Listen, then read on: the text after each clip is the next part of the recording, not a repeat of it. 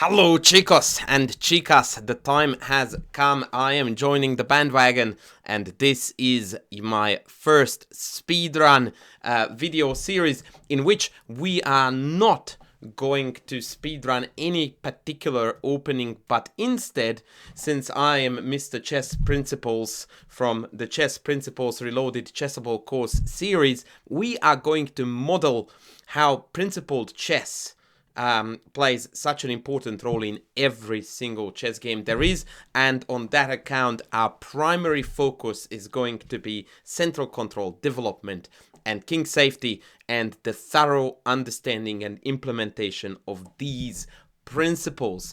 Granted, we're going to start on a 400 level where most chess games are still decided usually by hung pieces and sudden events, but nonetheless I am going to try my absolute best to demonstrate these concepts and their importance already very early on. Now, because I'm an absolute trooper, I already played a game which I recorded, and of course I recorded that one without a sound too, because that's how I roll. And now, whilst I am still doing the introduction, we are searching for a game, and our opponent is a 200 rated Indian player. And we are going to kick off with e4 because of the nature of the speedrun is going to be once again such that we are not really targeting any particular opening. I'm going to switch between e4, d4, perhaps even c4, and we are just going to engage with the principles and concepts as they come.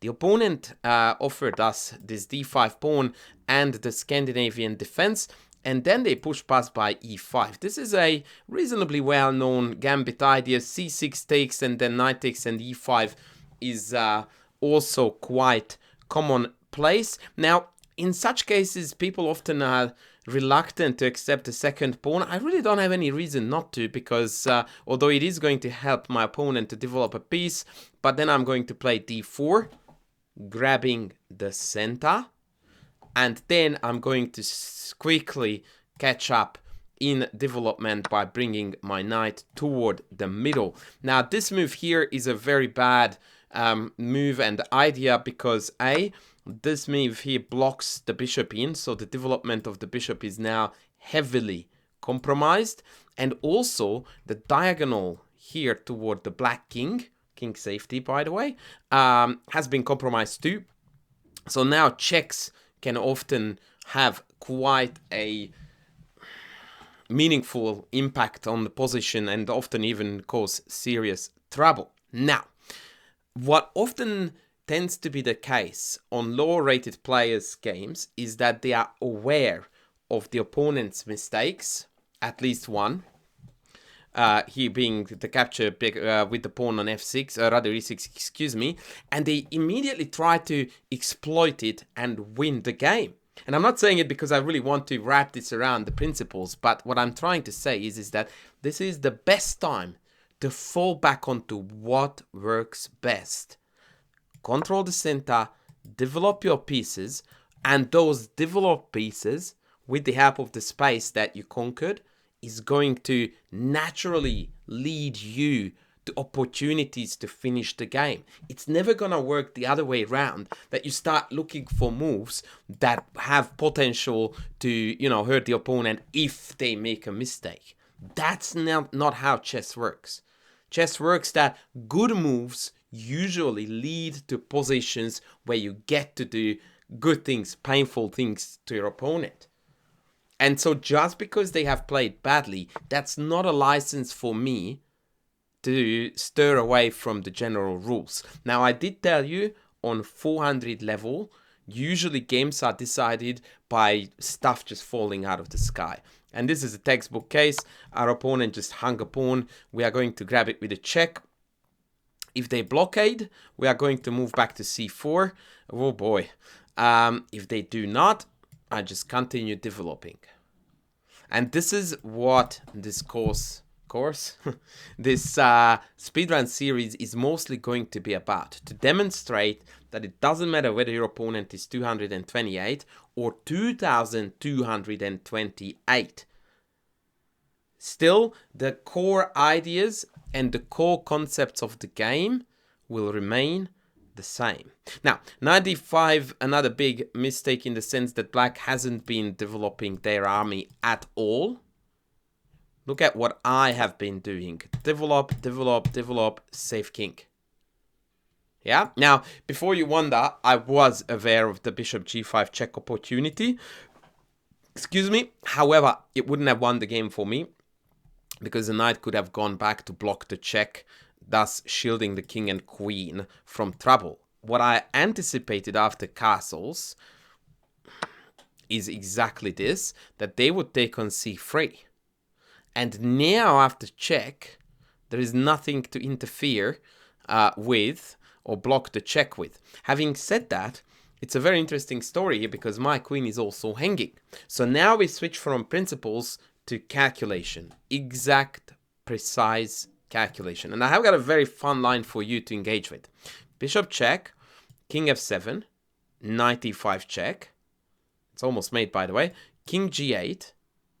And now I'm going to play queen f3. And that is a nuclear bomb of a move on the position because my bishop on g5 is still hitting the queen. My queen is no longer hanging. In fact, my queen, if you followed my calculation, I will repeat it, is threatening with mate on f7. So we have got a hanging mate in 1, a hanging queen, and a hanging rook, and a hanging knight.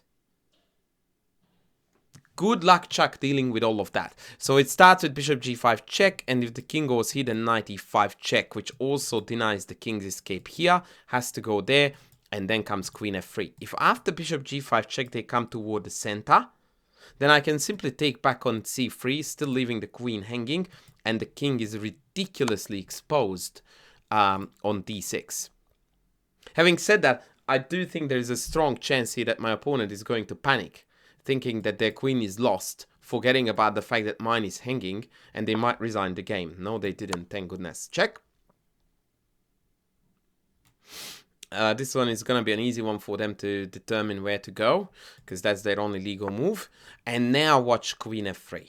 And by the way, I just let go everything to demonstrate I'm done. Move 11, watch what happened. My entire army is developed. Checkmating move, bishop takes e4. Just mark my words. Just flexing a bit. So, all of my pieces are fully developed. My king is castled. That means... Oh, and by the way, I've got a beautiful pawn in the center. So, what did I do? I just followed my favorite principles. Control the center, develop your pieces, secure your king. Now, let's have a look at what the opponent has done in these 11 moves. Still at home, still at home, still at home. How do I make it red? Everybody at home except for this stray knight. Lots of pieces are hanging. Hanging, hanging. The king is getting mated. That is the huge contrast. Now, you could argue that, oh, of course, because you are an international master and they are 200. And there is nothing I can offer you as a counter-argument. Yes, that is indeed what is at play here, except that an I am title doesn't win chess games. Its translation into practicality does. And the translation is what I just showed you. That I did all the right things and they didn't. Now, I told you that bishop e4 is going to be the checkmating move. That is going to occur after king h7, bishop check. Note, by the way, and this is another thing that low-rated players regularly get wrong, I'm not in a hurry to take this back. And I could have done it, by the way, here too. That's not how good chess is played. That something is hanging, then we have to take it. That's how mistakes are made. When we assume that captures, recaptures are always mandatory and compulsory or else we are going to lose. No, as a matter of fact, instead of taking the knight, I just allowed my bishop here after queen f3 to be still hanging for free. Because there is a bigger fish to hunt. This game, folks, is about checkmate. It's not about eating every single piece of your opponents and then finishing the game. Which, by the way, is typically how 400, 600, 200 rated games finish online in an online environment. Is that one side generally wins a piece, then another, and then it goes into a snowball effect and they just mow down the board. And in the process of mowing down the board, they usually miss an awful lot of opportunities to actually do what this game is about, which is checkmate. I have no interest in taking the rook. I have no interest in taking the queen. Neither will be captured because I'm about a move and a half away from mate. My target is this, and I am homing in on it like crazy. I could take the queen now. I don't want to, because my objective is not to capture the enemy queen. My objective is to checkmate this king, and I just did that. Knight e4, and bishop takes e4 is checkmate. Note that the g7 pawn cannot blockade the check because it's pinned. And generally speaking, by the way, and maybe I should make a separate video, almost all very, very low-rated beginnerish players, when they start engaging with the game of chess, the very first thing that people teach them incorrectly is this absolute holy superiority of material, that they evaluate, they measure, they consider everything through the glasses of material. And as a result of that, they tend to not, or rather they tend to continue that kind of thought process, and they do not develop a natural desire for attack, for sacrifice, for initiative, all of these things which are not quantifiable and therefore obviously harder to grasp, but they just don't develop this natural balance between material and attack and initiative and so on. And usually they reach quite high ratings, like 1,000 and 1,200, when they first come across difficult opponents and potentially a coach who would then go like, hang on a second, we are here just hunting material every game. That's not how this game is played. So it's very important that these instincts are taught early on, very early on, that material is only one of the many aspects of evaluating a position, and it's by no means the number one in every single case, which is how it's often taught and presented, by the way. Anyway, that was our first game today, and the first game of the speedrun. Actually, very briefly, I would like to show you the game I played yesterday, just so that that doesn't quite get lost either. Apparently, I delivered a mate with a bishop. Okay, as you can see, I have a lot of games on the account, but that's because I needed to play a fair few in order to achieve the correct rating measure, so that then it could be reset, so that then I can play games and win and lose, depending on what happens, the correct amount of rating points. So in this game, I went with black for e4, e5. I used this trick with knight takes e4, and then forked my opponent's 2 pieces. Now, when I was recording this without any audio, let me just check if I do have any now. Yeah, I do. I forgot to... No, I didn't forget.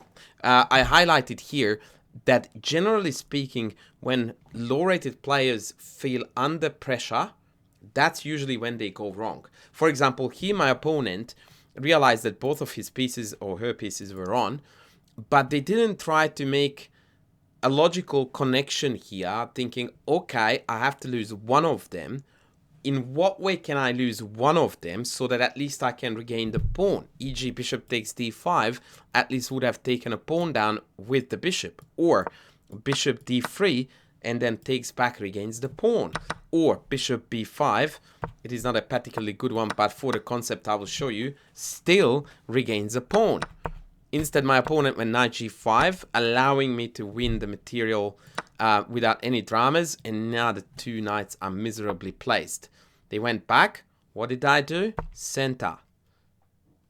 And this is again what I'm telling you, that on this level, pressure almost always directly leads to instant blunders, such as knight c5, as was played, dropping a knight. And then I'm going again center, because the developed knights need to be kicked. I gain space, I gain momentum, and I compromise their piece for this placement. Now it has to go back, right?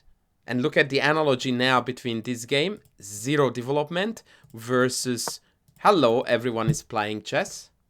See? It's already on this level where you can very easily see and measure the stark contrast between correct, incorrect, wrong, right. And once again, I very much encourage players of this level to learn and employ these concepts religiously.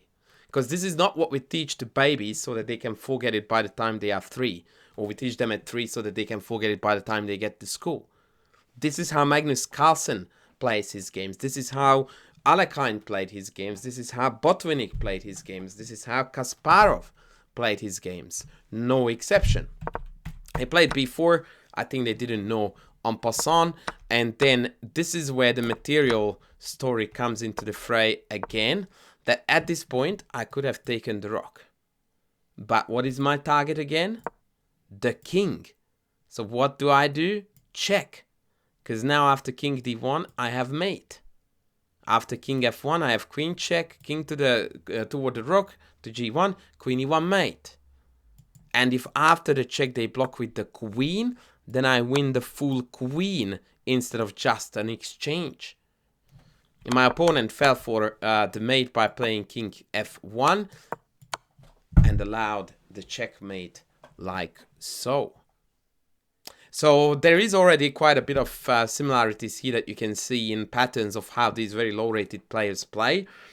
Most notably though, these games are dominantly decided by tactical blunders, and usually the crudest kind, when pieces are simply left on prey under attack. Nonetheless, I hope, guys, that this was already a very instructive and enjoyable introduction to Mr. Principled Chessable. That's the name of the account. If you look down below, you're more than welcome to follow me.